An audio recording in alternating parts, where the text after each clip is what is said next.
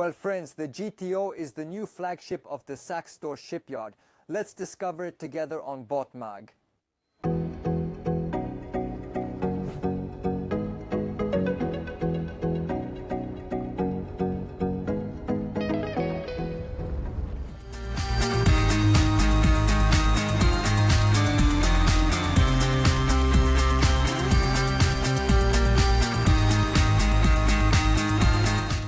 The two Mercury V10 engines, each with 400 horsepower installed on the transom, represent the maximum power available, while the minimum is a pair of 300 horsepower engines.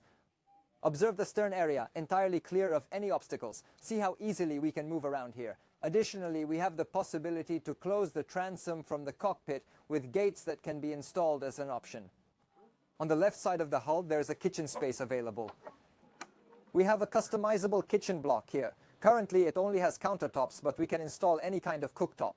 At the center of the stern, there is a sunbathing area, a sunbed designed for 3 individuals, which we can additionally expand since the lower part is capable of sliding towards the rear, and we can also lower this backrest, thereby gaining an extra 30 centimeters of space.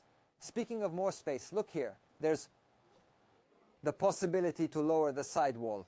Indeed, the walls can be opened, which means we can gain more space by simply pressing a comfortable button, as the movement is entirely electric. The living space is nicely sheltered beneath the R-top, keeping us entirely in the shade, and we can see the main well with a table that can also be lifted. Electrically, it can be adjusted to various angles and heights, and we can also flip it over. The main sections, as you can see here, have markings to choose the layout we prefer most.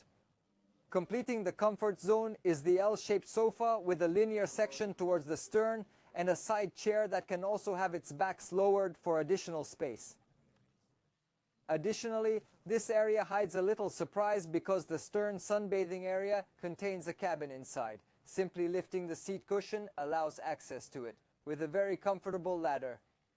We move towards the bow. Here is the internal kitchen with a cooktop and refrigerator, and we then arrive at the command station. 3 seating arrangements are available here, a cozy 2-seater sofa and a single-seat commander's chair, complete with a specialized booster. When I'm in command, I see that I have everything under control because we have 2 large Simrad displays, with the option to install a 3rd one on the left. The on-off switches are arranged on 2 levels but are easily accessible. There's a handle for the co-pilots to grip well. There's another one here equipped with Mercury engines for gathering information and communicating with the interfaces. Notice how the rudder is easily accessible with the dual throttle that is located on the right to provide full control of navigation. And look at the very wide windshield, which gives us complete control of navigation at 360 degrees. This is because it offers protection from the frontal wind, while the rest of the layout is open space, as we have seen. However, in colder climates, we can easily insulate the space with crystals, and therefore sail even in winter.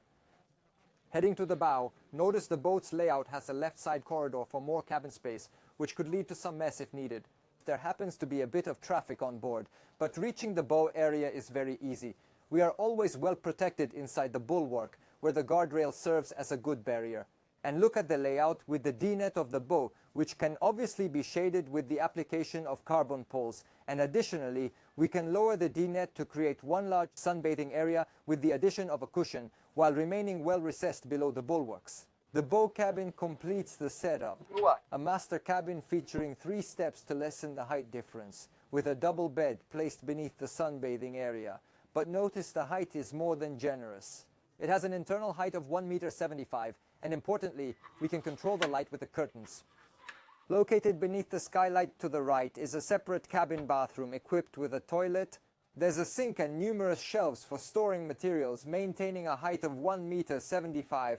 And finally, beneath the deck, the stairs can be lifted through a simple folding system to access the bunk where additional materials can be stored.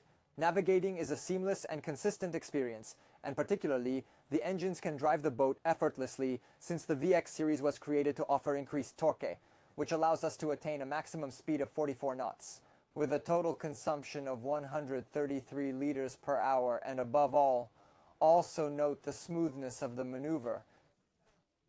As the steering is exceptionally smooth, we have complete control of the helm, allowing us to make very tight turns. The sea conditions were obviously highly favorable with a calm sea, and we were 5 people on board with 50% fuel. All maneuvers were carried out in complete safety, and so we managed to push the engines to the limit. Thanks after watching this video. We'll see you for the next content on BoatMag. Send the C-Team.